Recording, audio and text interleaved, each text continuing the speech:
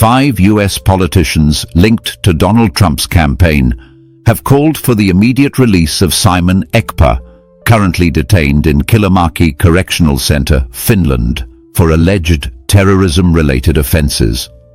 Simon Ekpa previously briefed Donald Trump's campaign team in September 2024, presenting evidence that Nigerian security forces killed Biafrans celebrating Donald Trump's 2016 election victory, gaining their sympathy and support.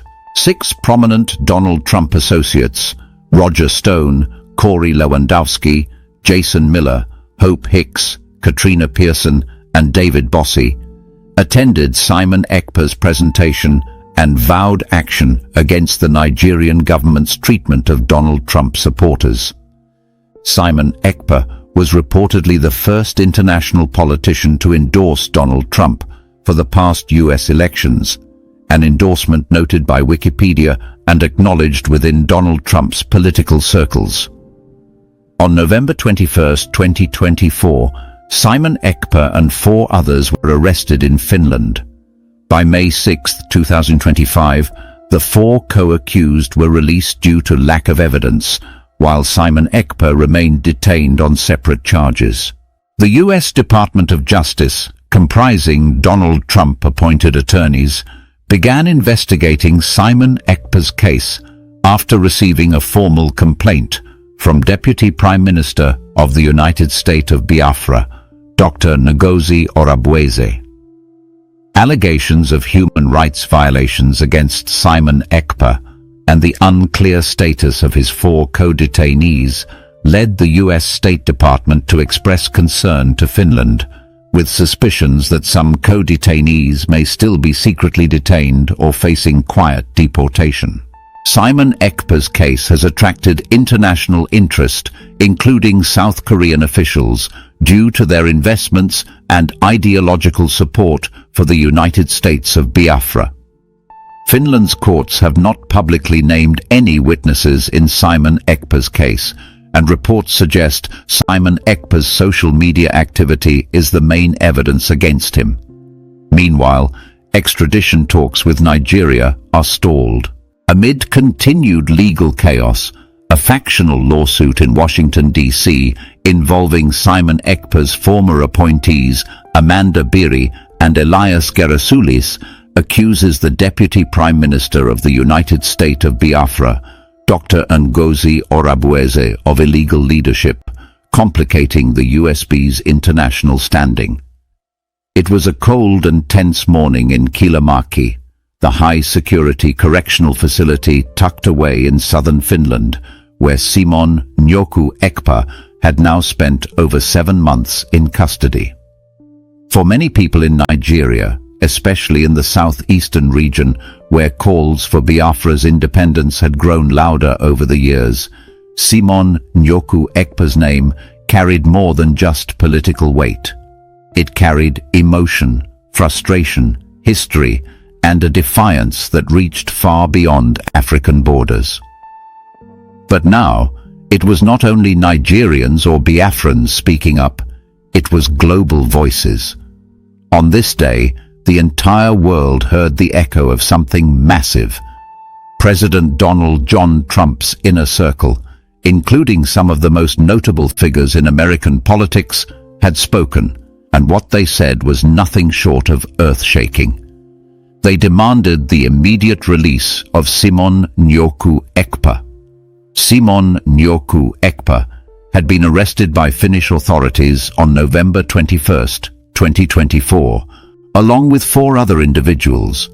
The charges were vaguely described as related to terrorism, and since that moment, the silence from Finnish prosecutors had only grown more uncomfortable.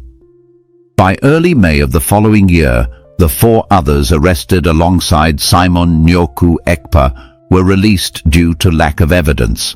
However, Simon Nyoku Ekpa remained behind bars. The Finnish court had refused to release specific details of the evidence or even publicly disclose the names of witnesses. The entire affair was shrouded in secrecy, and it didn't take long before the international community started asking serious questions.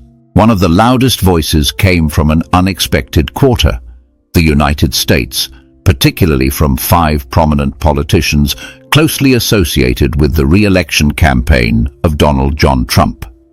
Their names carried weight in Washington and beyond. Roger Stone, one of Donald John Trump's oldest political advisors and longtime confidant, was among the first to speak out.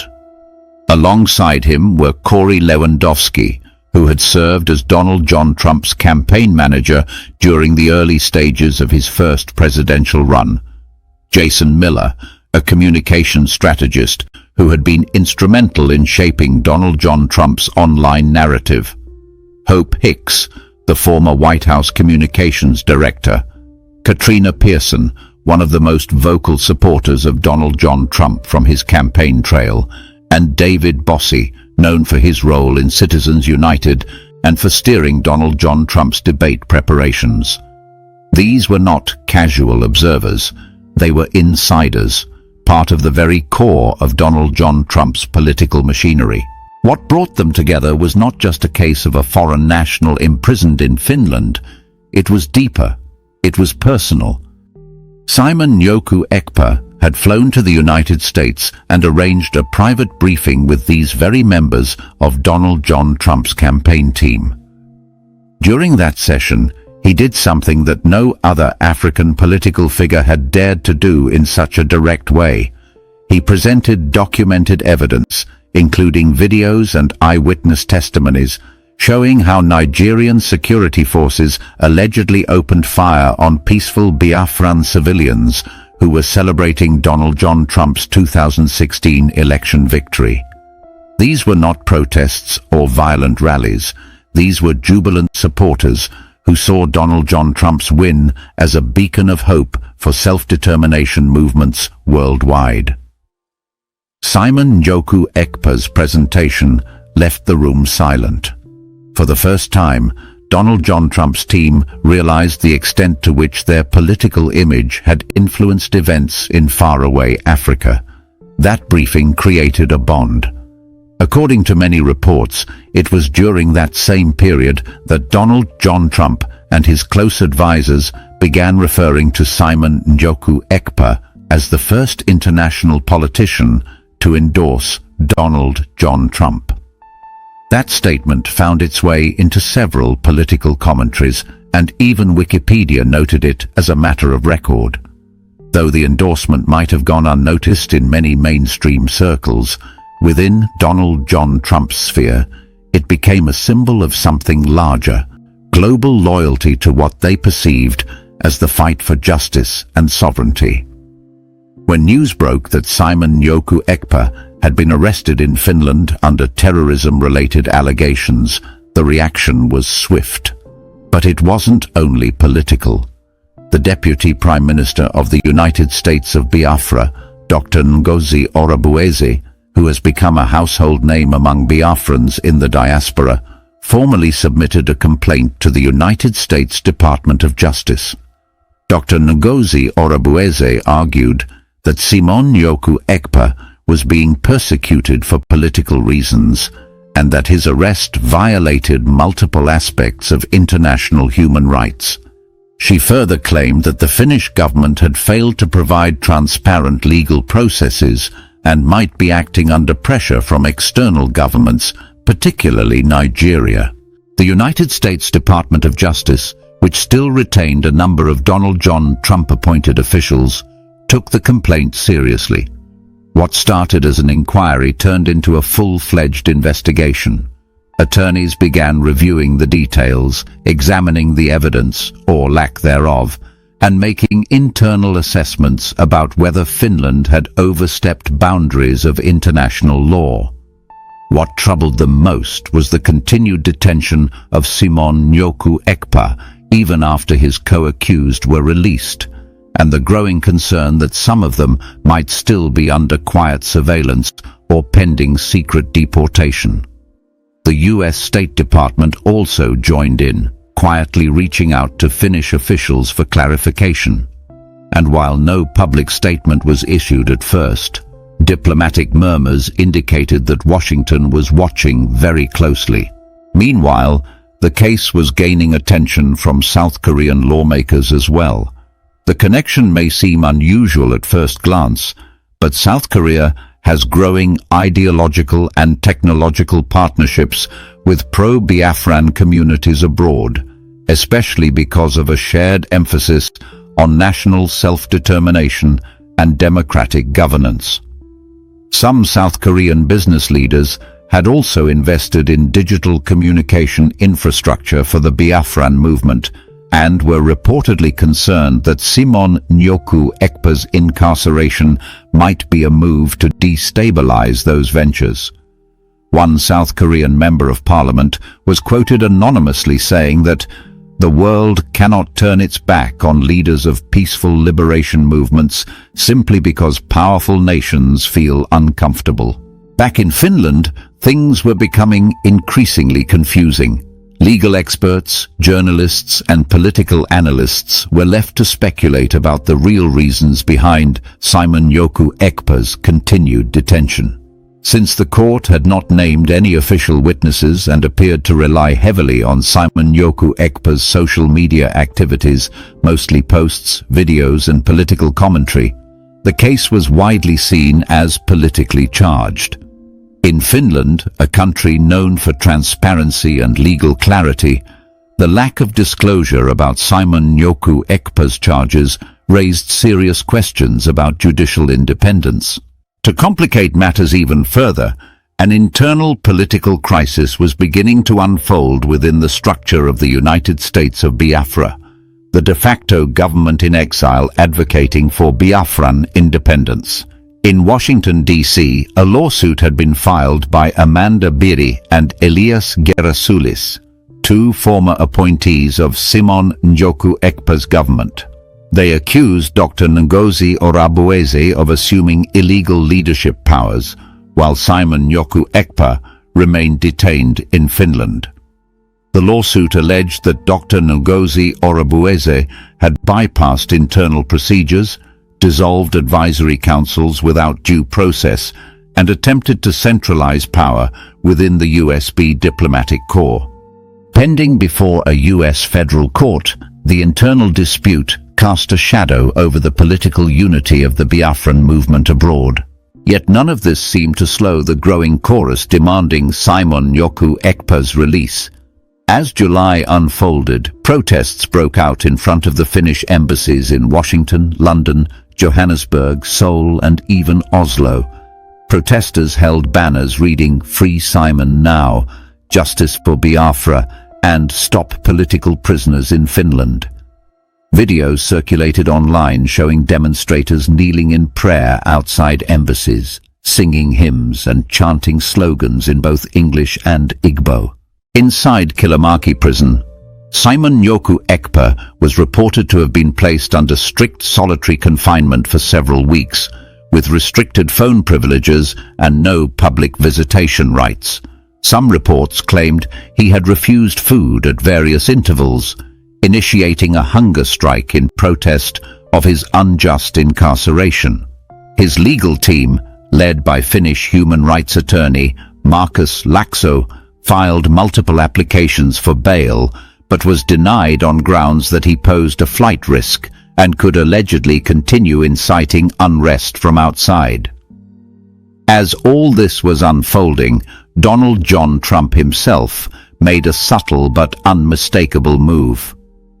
During a rally in South Carolina, he mentioned foreign fighters for freedom being locked up in Europe, and although he did not name Simon Nyoku Ekpa directly, insiders confirmed that the reference was about him. A few days later, Corey Lewandowski and Roger Stone released a joint statement through a conservative news outlet, formally demanding that the Finnish government either release Simon Nyoku Ekpa or present real evidence in an open and fair trial. The statement described Simon Nyoku Ekpa as a freedom fighter, not a terrorist, and warned that the global community is watching how Western democracies handle dissent from black leaders. The reaction from Nigeria was swift. The Nigerian Ministry of Foreign Affairs issued a statement denying any involvement in Simon Nyoku Ekpa's arrest, but also condemned him for allegedly sponsoring violence in southeastern Nigeria. Several Nigerian media outlets controlled by pro-government interests accused Simon Nyoku Ekpa of trying to destabilize Nigeria by manipulating foreign politicians. But those accusations only seemed to fuel more questions. If Nigeria was so sure of his guilt, why had they not succeeded in extraditing him? And if he was truly a dangerous terrorist, why were the co-accused released? In the eyes of many Biafrans, both at home and in the diaspora, the answer was simple. Simon Nyoku Ekpa was being silenced because he was effective. His social media messages reached millions. His calls for peaceful civil disobedience shook the political status quo in Nigeria. His speeches reminded people of their right to self-governance. And now, with support coming from powerful international figures, especially those linked to the former President of the United States, his voice had grown louder even while he sat behind bars. The situation remains tense, and as each week passes, the pressure on Finland continues to rise. For many observers, this is not just about one man. It is about the global right to resist tyranny, about whether modern Western democracies can truly uphold freedom of speech and political expression for non-Europeans, and about the unresolved trauma of colonial borders and ethnic suppression in Africa. Whatever comes next, one thing is certain: the world is watching Finland, and the name Simon Nyoku Ekpa has become a lightning rod in the battle between state control and individual liberty. Inside the offices of the Finnish Ministry of Justice, pressure was mounting like never before. Officials who once saw Simon Nyoku Ekpa's case as a routine matter of counter-terrorism enforcement were now facing diplomatic calls, legal petitions, and unrelenting scrutiny from global human rights organizations. Amnesty International and Human Rights Watch had both written letters to the Finnish government asking for transparency in Simon Nyoku Ekpa's case. A special legal observer team from the European Human Rights Foundation was reportedly denied access to the court proceedings, raising eyebrows across the continent. Behind the scenes, some Finnish legal scholars and judges were said to be uncomfortable with how the case was handled from the beginning, especially with the heavy reliance on Simon Nyoku Ekpa's online activities as supposed evidence of terrorism. Finnish investigative journalists began quietly probing the reasons for Simon Nyoku Ekpa's prolonged detention. They discovered that most of the state's claims were tied to a digital surveillance operation that monitored his social media posts between the years 2020 and 2024. But nowhere in the files was there direct evidence linking him to violent operations. Analysts raised concerns that this surveillance project might have been encouraged by external influence, possibly from Nigeria, after Simon Nyoku Ekpa's global prominence began to rise sharply. It was suggested that Finland's intelligence agency may have received what they described as high-pressure requests from foreign governments to curtail Simon Nyoku Ekpa's activism before it created regional instability. In Nigeria, government-backed media houses continued their aggressive coverage, painting Simon Nyoku Ekpa as a dangerous separatist and warmonger. However, this media campaign was backfiring in unexpected ways. Independent journalists, especially those working with international outlets like Reuters, Al Jazeera, and the BBC, began documenting numerous inconsistencies in the Nigerian government's narrative. They interviewed villagers in southeastern Nigeria who claimed that many of the attacks blamed on Simon Nyoku Ekpa's followers were actually carried out by unknown gunmen or government-hired thugs posing as Biafran fighters. One such villager from Ihiala, a mother of four named Chinyere Okoroafor, tearfully explained how her eldest son was shot by uniformed men during what was supposed to be a peaceful procession celebrating Biafra Heroes Day. She said the attackers later planted Biafran flags on the bodies and left quickly before journalists or human rights observers could arrive. These testimonies began to build a very different picture of what was happening on the ground.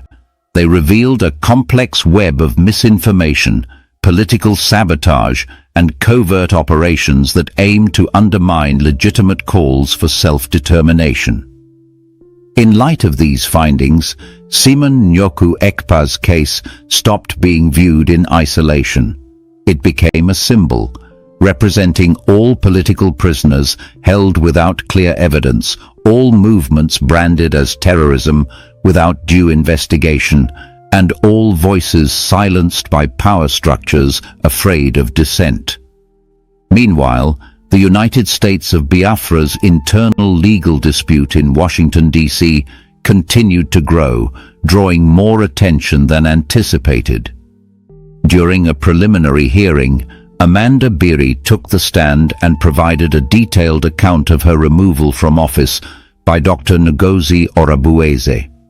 She claimed that the removal violated the provisional constitution drafted by Simon Nyoku Ekpa's interim government in exile. Her testimony was emotional but composed, and she insisted that her loyalty remained with Simon Nyoku Ekpa, not because of personal allegiance, but because of his legitimacy in the eyes of the people. Dr. Ngozi Orabueze's legal team countered by arguing that extraordinary times required extraordinary measures, and that the leadership vacuum created by Simon Nyoku Ekpa's detention meant someone had to act swiftly to preserve the structure of the USB. Outside the courtroom, USB supporters clashed verbally, each faction defending its preferred leader, but united in the call for Simon Nyoku Ekpa's freedom. Back in Europe, the legal drama took another twist. A group of British lawmakers from the All-Party Parliamentary Group on Human Rights submitted a formal question in Parliament asking the United Kingdom government to intervene diplomatically with Finnish authorities. They stated that although Simon Nyoku Ekpa was not a British citizen, the case represented a serious precedent. They argued that Europe could not claim moral authority on issues of democracy and freedom if it allowed a peaceful political figure to be jailed indefinitely without trial. One member of Parliament, Robert Jenkinson, said, "You do not fight terrorism by copying the tactics of tyrants. Finland must choose justice over convenience." The European Court of Human Rights was also petitioned by Simon Nyoku Ekpa's lawyers, although the path to judgment could take months. Nevertheless, the symbolic power of taking the matter before such a court added legitimacy to Simon Nyoku Ekpa's argument that his rights had been violated. The case was attracting legal scholars from universities in Germany, France, and Spain, who published essays and commentaries analyzing whether Finland had breached core European legal norms. For ordinary Biafrans at home, the case of Simon Nyoku Ekpa became something more than a court drama. It became a call to awaken. Markets in Onitsha and Aba displayed Simon Nyoku Ekpa's photos alongside that of Nnamdi Okwu Kanu, whose case remained frozen in Nigeria's judicial maze. Many saw the two men as twin voices of Biafra's new struggle, one silenced in Nigeria, the other in Finland. In Finland, pro-Biafran activists in Helsinki and Turku grew bolder. They staged hunger strikes outside the Parliament House. They handed out leaflets written in both Finnish and English, detailing Simon Nyoku Ekpa's story and accusing the Finnish government of complicity in global injustice. Some university students began holding weekly symposiums discussing neo-colonialism, freedom of expression, and African resistance movements. In a university auditorium in Tampere, a young Finnish political science student, Hanna Riitakoski, gave a passionate speech asking her countrymen to look in the mirror. "We are not just detaining a man," she said, "we are detaining our conscience." This is the end of our news update. Please click the icon on the top right corner of your screen to watch my next video. You will enjoy it. I will see you again in my next update. Enjoy the rest of your day. Goodbye for now.